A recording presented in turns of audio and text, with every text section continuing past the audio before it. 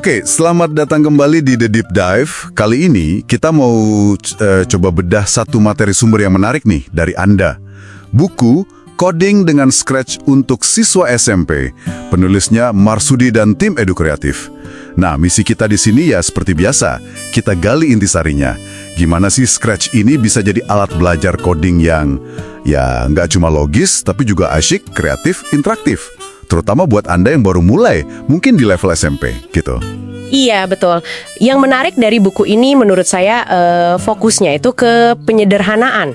Gimana konsep pemrograman yang seringnya akan terasa abstrak ya, sama Scratch ini diubah jadi sesuatu yang visual. Benar-benar kayak nyusun puzzle aja gitu pakai blok warna-warni. Nah, kita nanti lihat gimana pendekatan ini bekerja dan apa aja sih hasil kreatif yang bisa muncul, paling tidak menurut buku ini ya. Sip, langsung aja kita masuk ya.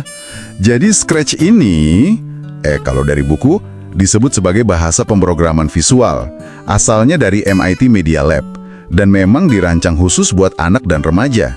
Bedanya apa? Yaitu tadi, Anda nggak perlu ngetik kode yang rumit baris per baris. Cukup seret, terus susun blok-blok perintah visual gitu. Gampang kelihatannya. Benar sekali, kuncinya memang di visual dan intuitif itu. Seret lepas blok aja, mau bikin karakter gerak, bicara, atau bereaksi terhadap sesuatu. Dan ini bukan cuma biar gampang ya, tapi ada tujuan belajarnya juga. Bikin konsep kayak urutan perintah, algoritma, atau logika jika maka gitu jadi lebih nyata. Bisa langsung dicoba gitu. Jadi Anda belajar logika sambil bikin sesuatu yang kreatif. Buku ini juga nyebutin soal komunitas globalnya. Tempat berbagi karya, cari inspirasi. Seru sih. Oke, ngomongin mencoba, tampilannya sendiri gimana? Buku ini ngejelasin ada area-area utama kan ya? Ada panggung atau stage, nah ini tempat karakter kita nanti beraksi.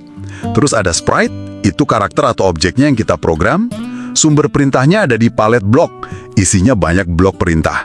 Terus kita rakitnya di area kode. Pembagiannya cukup jelas sih ini. Iya, jelas banget. Dan palet blok itu sendiri isinya udah dikelompokin secara logis. Ada blok buat ngatur gerakan si sprite, tampilannya gimana, nambahin suara.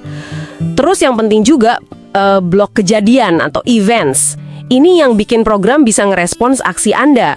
Misalnya pas mouse diklik atau tombol keyboard ditekan, ini nih yang namanya event driven. Oh, jadi programnya nggak jalan lurus aja gitu ya?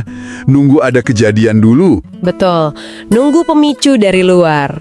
Nah, selain itu ada blok kontrol buat ngatur alur, kayak pengulangan, loop, atau kondisi if. Ada juga sensor buat interaksi, operator buat hitungan atau logika, sama variabel. Variabel ini buat nyimpen data, kayak skor game atau nama pemain gitu. Semuanya bentuknya blok visual. Ah, oke. Jadi konsep event driven itu ya yang bikin interaktif. Menarik sih. Ini semua kan sebenarnya dasar-dasar pemrograman ya. Algoritma, maksudnya urutan langkah yang logis, terus logika berpikirnya. Contoh sederhana di buku kan ada tuh. Ketika bendera hijau diklik, ini kejadian. Terus gerakan sprite 10 langkah, ini gerakan. Ucapkan halo, ini tampilan. Nah, urutan visual kayak gini tuh udah algoritma sederhana kan? Persis. Dan proses nyusun blok ini, nyoba-nyoba, terus ngelihat hasilnya langsung, kalau salah dibenerin lagi. Nah, proses ini secara mendasar itu melatih yang namanya computational thinking, berpikir komputasional. Jadi ini bukan cuma soal bisa nulis kode, tapi lebih ke kemampuan mecahin masalah yang kompleks, mengenali pola, merancang solusi, langkah demi langkah. Menurut buku ini keterampilan penting banget, bisa dipakai di mana-mana. Oke. Jadi udah kebayang ya mesinnya Scratch ini gimana? Visual, intuitif, dan melatih cara berpikir. Nah, sekarang bagian serunya nih. Buku ini kan ngasih banyak contoh ya. Apa aja sih yang bisa kita bangun pakai blok-blok ini? Ini pasti yang ditunggu-tunggu Anda semua. Wah, banyak banget. Buku ini nunjukin ragamnya luas loh. Mulai dari yang simpel dulu ya, kayak animasi sederhana. Karakter gerak, ganti kostum, keluarin suara pas diklik, gitu-gitu. Sampai bikin game edukatif, misalnya tebak angka atau kuis pengetahuan. Itu biasanya pakai blok logika jika maka atau if else, sama input dari pengguna. Atau bisa juga bikin game petualangan sederhana, yang ada beberapa level gitu. Wah, nggak cuma buat main-main aja dong berarti ya. Tadi disebut ada STEM juga. Buku ini nyinggung proyek terkait STEM. Betul sekali. Ada contoh misalnya bikin simulasi sains sederhana, kayak nunjukin pengaruh gaya ke kecepatan benda gitu. Nah, itu pakai variabel. Atau proyek matematika interaktif, game hitung cepat misalnya. Buku ini malah ngasih ide juga buat coding terkait kesehatan. Simulasi sederhana detak jantung misalnya. Ini nunjukin kalau Scratch ini fleksibel banget, nggak cuma buat game. Keren ya.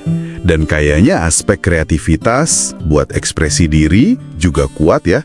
Bikin cerita interaktif gitu, yang ada pilihan terus alurnya bisa beda-beda. Atau animasi musik, gerakannya sinkron sama irama. Wah, seru tuh. Buku ini juga nyebutin potensi kolaborasi, jadi bisa bikin proyek bareng teman. Iya, dan di semua contoh proyek tadi, itulah konsep-konsep kayak variabel sama loop jadi terasa gunanya. Variabel buat nyimpen skor, level, atau data lain. Loop buat ngulang aksi, misalnya biar karakternya gerak terus. Proses bikin proyek-proyek ini dari ide awal sampai jadi, itu ya latihan nyata computational thinking yang tadi kita bahas. Belajar merancang, nguji, benerin lagi, gitu terus.